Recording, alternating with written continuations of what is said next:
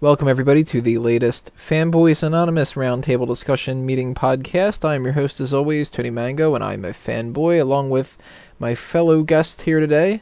We have Ronnie Brown. Hey, America. Michael Burhan.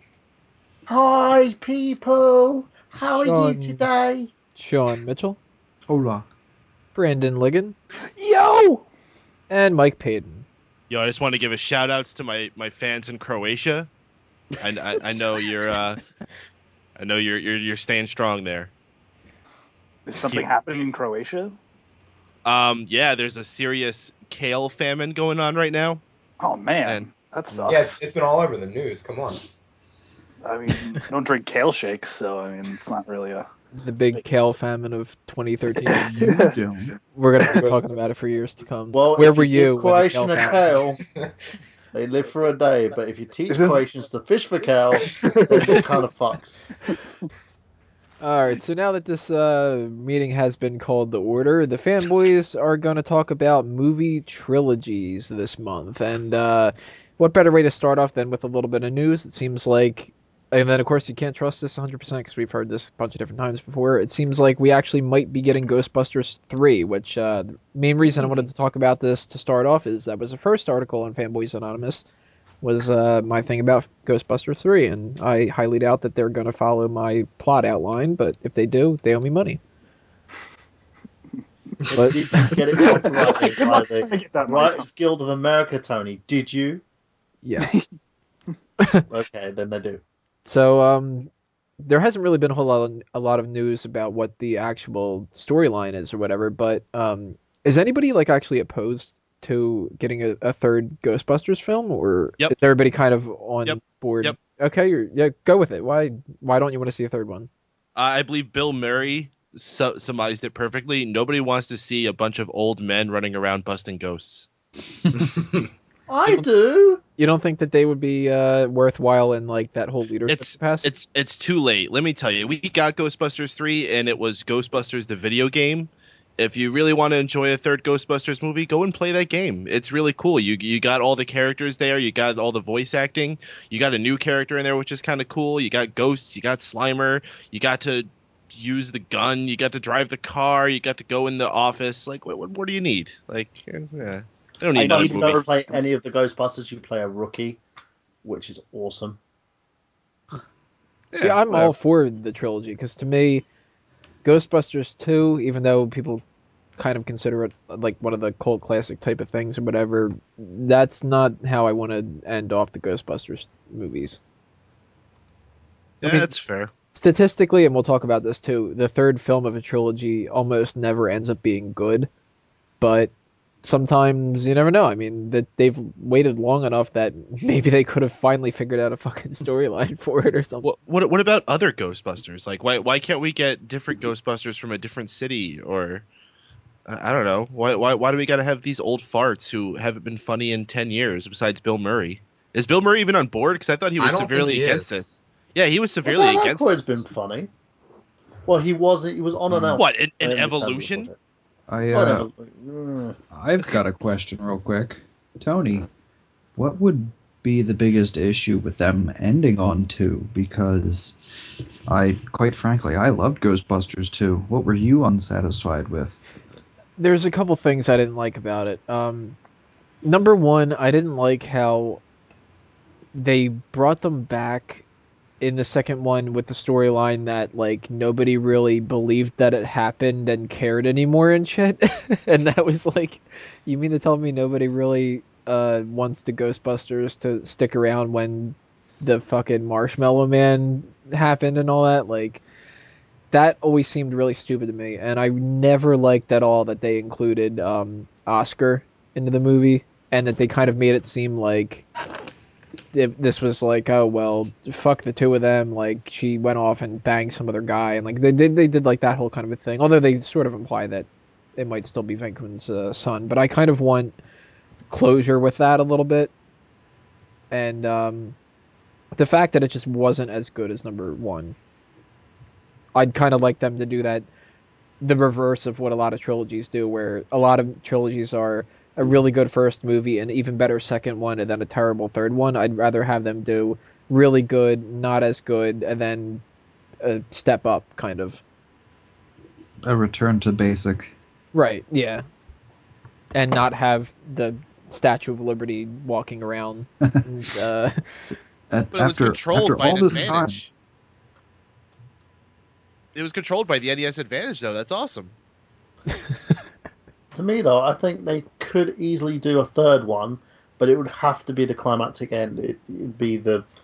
And I wouldn't mind watching these 3 old, or 4 old guys, depending if he has signed on or not, go about trying to actually, bust ghosts. Because they're at a different age, it's a different time, and also it's something that...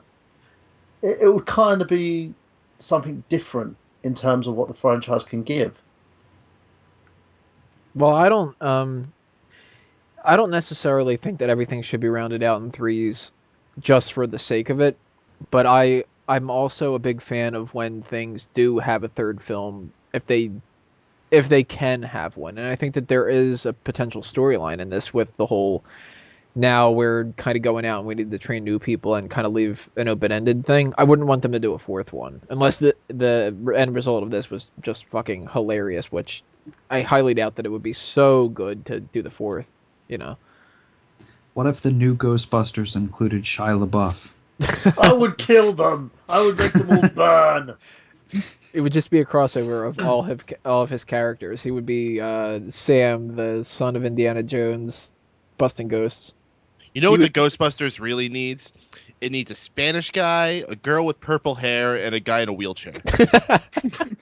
That would be all about girl with purple hair. Yeah, I agree. Cast Natalie Portman as a Ghostbuster, and you've sold me. There's another movie that's going to be getting a 3rd film, and that's Clerks 3. Hallelujah. What? And and that's actually going to be something that I'm really looking forward to, because the first film, as Kevin Smith has always said, was about being in his 20s, and the second film about being in your 30s, and now this film is going to be to cap it all off, not only to end his movie career, because he's going to retire directing films after this, but it's also going to round out the whole Jersey Chronicles and finish Clerks the way that a lot of people thought that they didn't even need a second one, and in some regards you didn't necessarily, but I do like Clerks too. Mm-hmm. And the 3rd film, I mean, if it's as good or better than that one, I think it's completely justified. Is anybody opposed to Clerks 3? I'm really excited, because if you've kept up with any of Kevin Smith, he's been saying that he feels so far that Clerks 3 is the best thing he has ever written.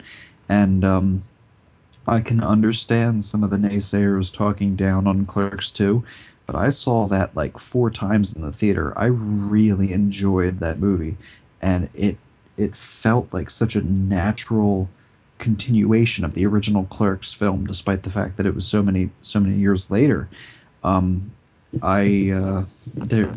what you will about Kevin Smith, because he has had some questionable films over the years, but Cop out. I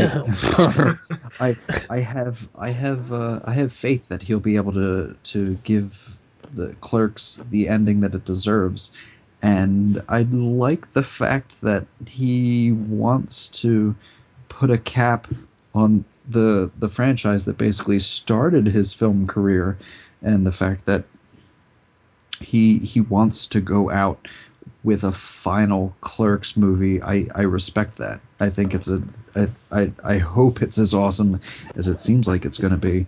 But as of this early on, I've got nothing to worry about. Yeah, I agree. Like I said, I was a huge fan of Clerks 2. I think I saw it twice in theaters the opening weekend.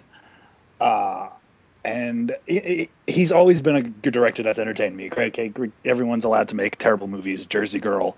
I actually liked Cop Out, but that's because I like Tracy Morgan. I hated Cop Out. That film was terrible. It wasn't even funny.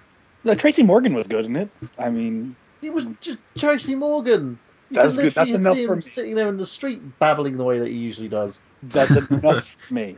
As long as Clerks 3 has Rosario Dawson's boobs jumping up and down, I have no doubts. I'm all for you on that one. I actually thought she was the worst part of that movie. And I Because would I'm be officially going to bed. It was the least memorable part, yeah. But again, the part where she's jumping up and down and ABC is She had playing. her place. Exactly. She had sex appeal. She knew her role. Yes.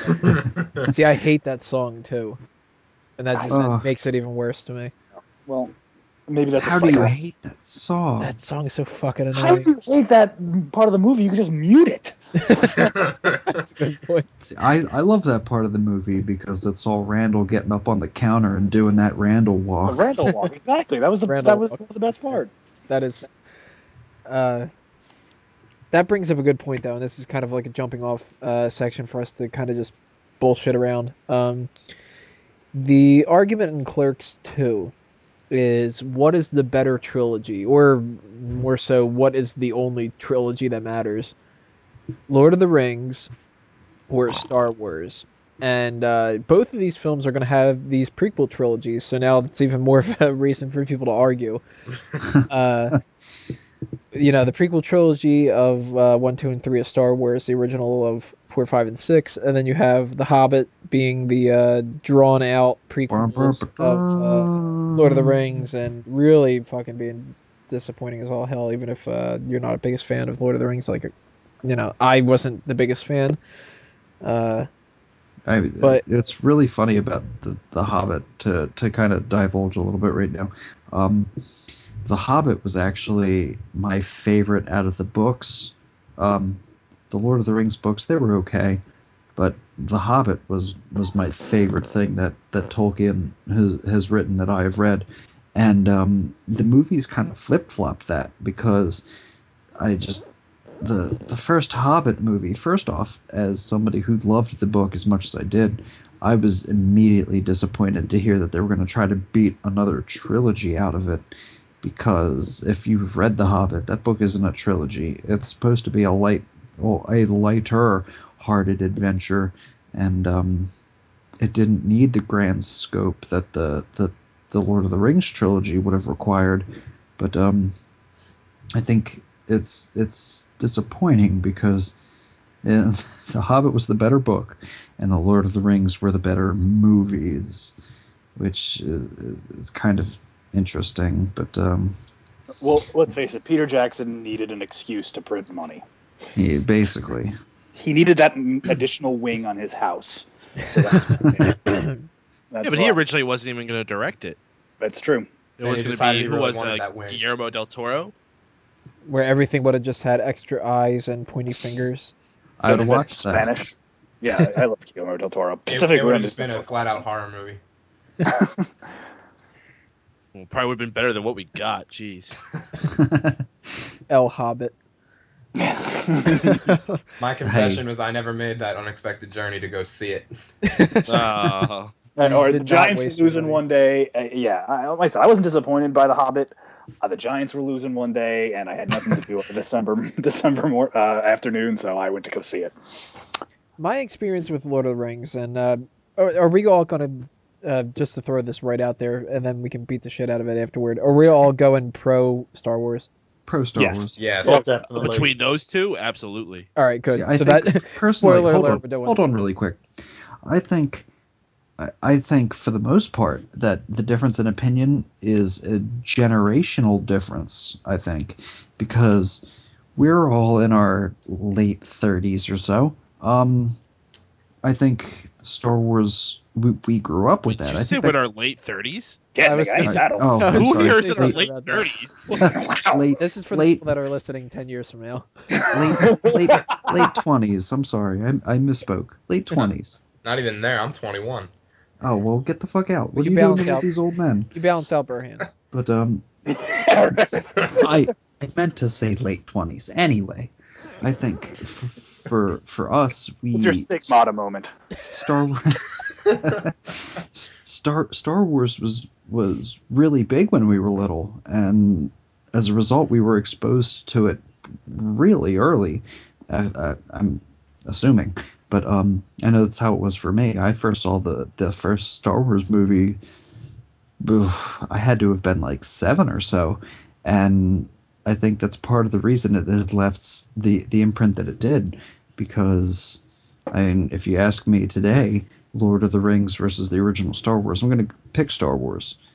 And I think some of the younger kids would maybe pick Lord of the Rings because they don't have that same identification with the Star Wars films as we would in our age group, because they were closer to seeing Lord of the Rings than they were to seeing Star Wars. That's a really good point. I think it is also depends on if you're talking about the original Star Wars or the altered Star Wars. Oh, that's true, because that same demographic might have been exposed to the trilogy after it was all fucked with. When's the last time the original three was shit, seen? maybe. I honestly, when we talk, because we'll talk about whether or not you should go back and change that too, put a little footnote in there that we need to talk about whether or not people are pro special edition and all that other kind of stuff, because I definitely want to do that. I'm on the pro side, so I want to argue against that. When it comes to Lord of the Rings, though, let's beat the shit out of that first. My impression with Lord of the Rings, all right, was I had heard of the book and I had always confused it with Lord of the Flies, and I've never actually read either of them. But I always thought people were like misspeaking about Lord of the Flies, and eventually in 9th grade of high school, the freshman year, we were doing in a history class, we had to talk about a book that we had read that had some kind of like historical significance. I, of course, tried to figure out a way out of it. I ended up doing The Godfather, and I was just like, oh, because of like the Cuban Missile Crisis and bullshit, and just watched the movie again and, you know, everything like that. Got a fucking 100 on everything about it, though, and took up 5 times as much as I was supposed to take up in the class period to do the presentation. But somebody did Lord of the Rings, and I remember sitting there going, oh, they're going to talk about Lord of the Flies, because I still just didn't know what the hell this was about. And they start talking about fucking wizards and all this other kind of shit. I'm like, what the fuck is this thing? And how does this have any, like, what is, there's supposed to be, like, something about history. This didn't happen. Like, they keep talking about Middle Earth, and this clearly is not real. So, when the movies was real to me, Tony. When the movies came out, I was like, I got to check it out. Burhan lives in Middle Earth. Yeah. And he's hairy like a hobbit. Yeah. And I live in the Shire. What? But when the movies came out, I'm like, oh, I got to check it out. It, you know, if they're going to release 3 movies in a row, kind of, it sounds interesting that they could pull that off. Whoa. And Fellowship of the Ring, I thought was actually pretty good. I liked it enough that I thought, I'll go see these other movies and all that. Hated Two Towers. And by the time Return of the King came around, I didn't really give a shit, and I was really tired with the 48 fucking minutes of ending or whatever it was.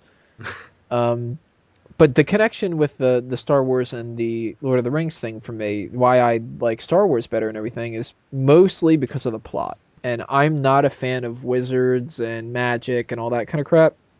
So that was one of the main reasons why. Because you can make the argument that Star Wars is all kind of magic-y too, but it's sort of more like the argument between nature versus nurture, and like science versus religion, and like different things like that. Like Star Wars and Lord of the Rings to me seem like 2 ends of the spectrum. Do you guys kind of know what I mean? It's the age-old debate between sci-fi and fantasy. You know what's really funny? By and large, I don't like sci-fi as much as I like fantasy, but strictly speaking, when it comes to these trilogies, I will always pick the original Star Wars films over Lord of the Rings. Yeah, I would.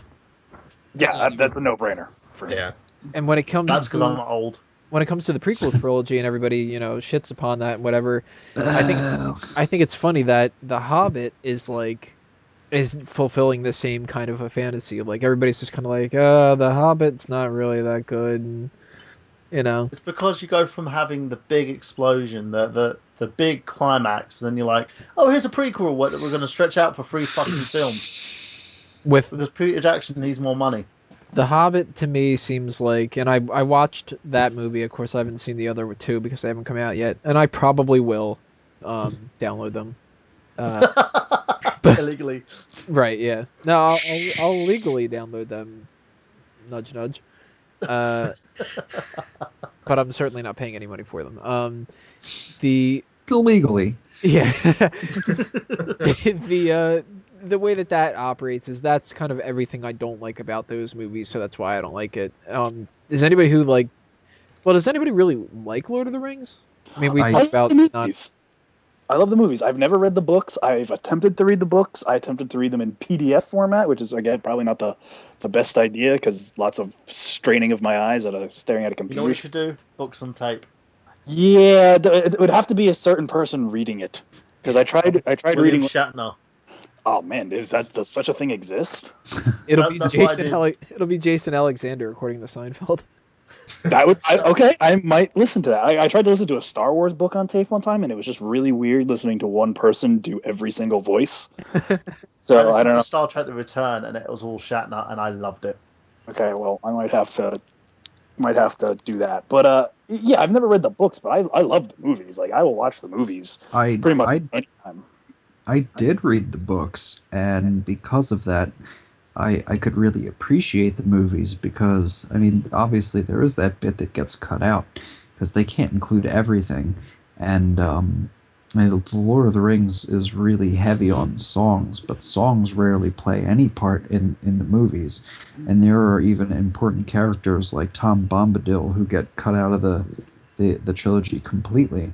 But strictly speaking, I think The Lord of the Rings, the original trilogy, is one of the absolute best examples of adaptation done correctly because they do manage to include so much of the books in the films, and that's one of the real strengths. So if you haven't read the books, I mean, you're not going to be able to quite appreciate it as much because it's just going to be completely new to you, whereas if you have read the books before and you've been to these places already and you can see them visualized on the silver screen, it's going to be somewhat more impressive because I know for me there were some key battles and things that I couldn't even imagine on the screen, and Peter Jackson adapted them well, and with some exception they all worked, and it was impressive. Do you guys want to know about a Peter Jackson movie that sets the tone for all those films? It predates it. Well, I know. Meet the Feebles. Yeah. The Muppets on acid. They had a puppet shoved its head up its own anus. That's what we need. I want to watch that movie right now. Well, let's start recording commentary on that. Why would that a trilogy? Well, yes, please. Well, let's start talking a little Star Wars then. Now, the argument of the special editions and all that kind of stuff that we were talking about earlier, I'm for it. I'm not for every change. Let me preface that. I'm not for every. Don't boo the man, okay? Let the man finish. Yeah. Okay. I'm sorry. Go. That's what she said. Boom. I'm sorry. Go. I'm not for every. God damn it! You beat me to it. That's exactly what she said. No, like I was saying, I'm not for every change. I think it's ridiculous that they made Hayden Christensen the one to show up at the end. Just makes no sense. It doesn't at all, because they didn't do that for Obi-Wan, and they don't have the young puppet Yoda from. That would be fucking hilarious if you just had Frank Oz standing there. Yeah, fucking Deadpool. Frank Oz. Well, no, here I can explain the Hayden Christensen thing because the way it was explained to me was that was the last form in which he existed in a good form. Boo. All right, fine, fuck you. You know what? That text should have appeared on screen. The way it was explained was when he became Vader, he was supposed to be young. Hence the reason why he appears that way. But it's a load of bollocks. I think it's a pile of shit. They shouldn't have done it. Plus, he just tainted the whole franchise anyway, so I have to have him at the end going, "Hi, I fucked it." See, I don't know how you can't argue against things like when people are like, "Oh my god, the explosions," and why is it a bad thing to change the explosion to where it doesn't look as fake? Yeah, I mean, yeah, I agree with you entirely, Tony. No, you know what bothers me is like when they have to pad out scenes with like Jawas riding on some brontosaurus-looking thing, or when they got to have some hoochie in a purple skirt show up in Jabba's palace, which is supposed to be scary and dark. You used to just have those robots being tortured in the basement. It was like, oh my god, this place is terrible. But no, now we got freaking strippers there. See, or I a don't miniature think version of Jabba the fucking Hutt. I don't think it looked all that outlandish to begin with. Like, I mean, they may be able to make like that final scene with the ghosts. They may be able to make it look better, but it wasn't exactly unbelievable in the original trilogy. No, but I mean, like, you might as well, if you have the technology, replace the lightsaber so it doesn't fade out in the middle of the scene and stuff like that. Like, I can understand like what Paden's saying with like you don't need to add these random bullshit things. This is the original Star Wars film won an award for special effects in the day in 1978. Yeah, well, even so, I think you shouldn't fuck with it because it was a milestone. That was an achievement back in the day. And to even just go back and touch it up because we have the technology to, that would be like if you went back to fucking the Mona Lisa and you digitally tried to fucking smooth out, added some explosions in there, added some Jawas, and add Hayden Christensen and Jar Jar Binks. I think it well, my argument on it is it's bullshit. It's bullshit to go around and fuck with it as it was, because as it was back then was good enough. And if it was good enough back then, there's no fucking reason why it shouldn't be good enough now. My argument for it is, if it would have been anybody but Lucas, then I wouldn't have wanted them to touch it. But being a creator of things on my own, I mean, I update logos all the time and stuff like that, just because that's not exactly what I wanted. So I can understand what his thing is. You're looking at it aesthetically. Lucas said, "Oh, that's not working. I'm going to delete this actor and replace him with Hayden fucking Christensen." Well, that stuff is ridiculous. But or I'm going to take this scene where Jabba the Hutt wasn't supposed to be in it. Well, this little outtake, pop it a digitized version of him, which is like a minuscule version of Jabba, and it just doesn't look right. Eating a lot. Yeah, there's a lot of things that he tried to do with it that weren't needed as well, and I can agree with Sean on this. There's certain things that he's likes as well. The whole issue is he's saying that by doing so, he's saying that the first trilogy that he did, the unedited versions, were a mistake. Because getting those is extremely hard to get a hold of nowadays. Didn't they just release things not that long ago? No, they're going to real soon though. I thought that they released the original Blu-rays or something. They released the Blu-rays, but they're completely fucked with. Yeah. The last time that the Star Wars movies were released in their original content was the second DVD release, which they had the bonus disc. And wasn't that only because fans basically begged for the originals? And that is the only version that I own, by the way. I've bought both versions, but I gave my other version to somebody else. Yeah, I've never watched the disc labeled movie. I've only ever watched the special features because it is completely original and unaltered. Huh. That's the thing. If he treats it like it's his redheaded stepchild. Willow. In a way, yeah. In a way, if he doesn't didn't do have that, a redheaded if he stepchild? I don't know. Actually. I think actually, yes, he does. His stepchild should probably be very upset. So he's going to replace Hayden Christensen with his redheaded stepchild in the next one. as well. Well, it's an Ewok. Child, not really and instead of Yoda, an Ewok. Just put a random Ewok there. But that's the thing as well, and it annoys people to no end because you're taking something that people see as a masterpiece that's won awards, and you're constantly fucking with it and getting rid of any sort of shred of what made it so great. That's why I feel that people have a huge problem with it, especially guys who are diehard fans. They want to kill him for it. I don't want to kill him because I first saw the original Star Wars movies when I was 10 years old when they re-released the VHSs and they were THX remastered and all that stuff, and I was like, okay, yeah, these movies are good. Then when I saw the special editions in theaters, that was the jump off moment for me. I've been a Star Wars diehard fan ever since that moment. And then you saw the prequel trilogy and then I came to reality. I was also, Well, let's just wait until the sequel trilogy gets released. Then we'll have things to say. Yeah, that's something I wanted to talk about too. Is I don't want to talk, Star Wars for 2 hours because we will eventually do a whole big podcast about Star Wars. But and we don't need to talk about like, oh well, Jar Jar Binks blue because everybody knows that.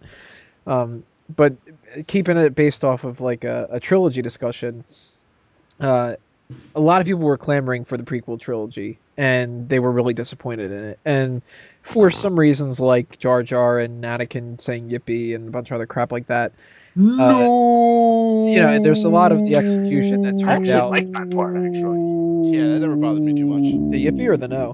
The no. Yeah, like I said, the only prequel Star Wars movie I had a problem with was Phantom Menace. After watching it a dozen or so times, now I can't make it through. As soon as they land on Tatooine in that movie, I'm out like a light.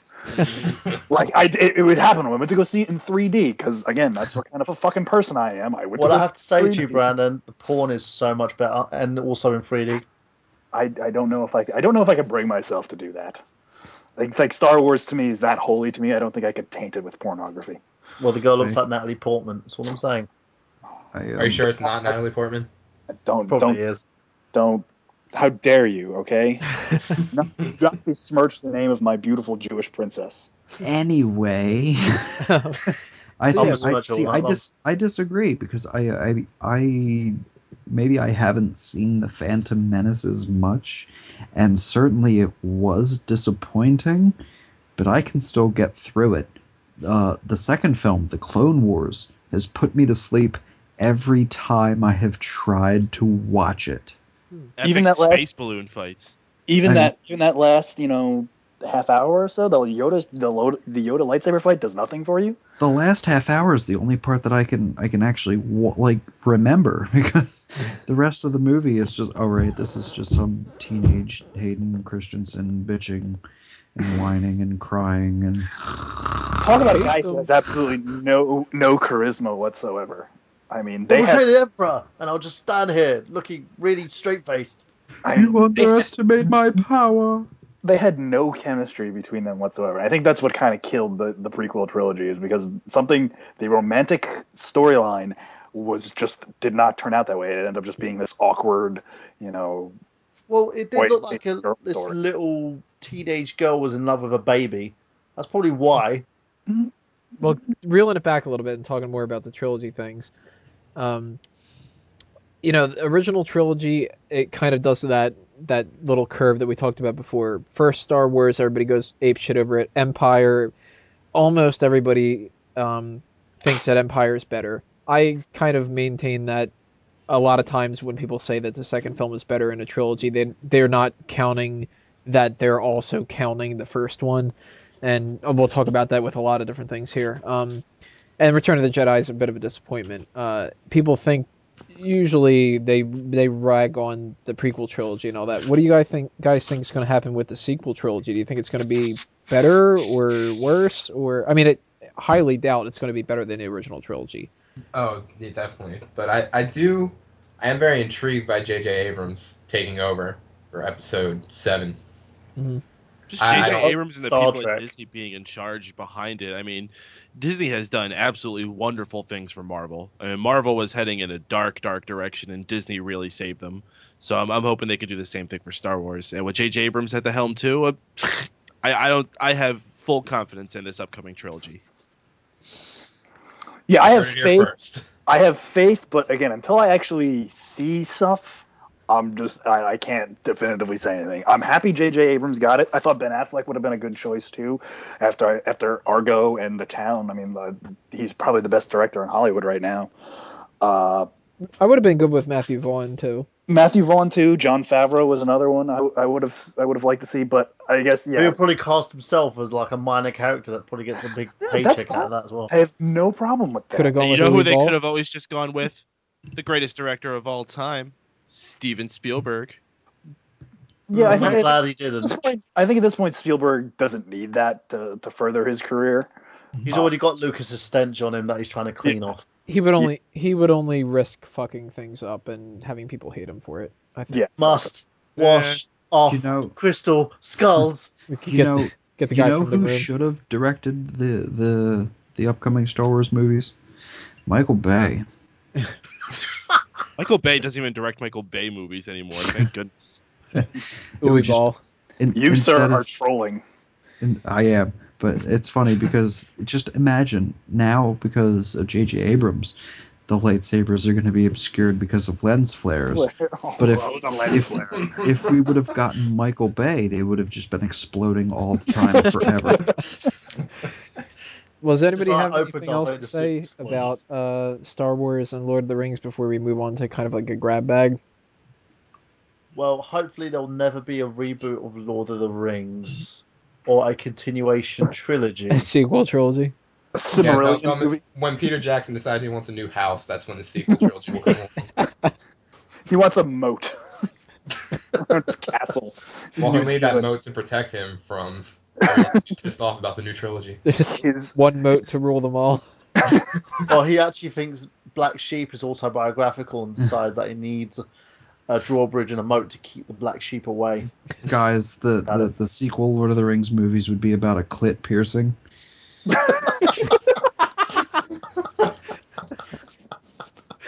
I think on that note, we should move on to. Yeah, that's a perfect Good call. segue. Good call.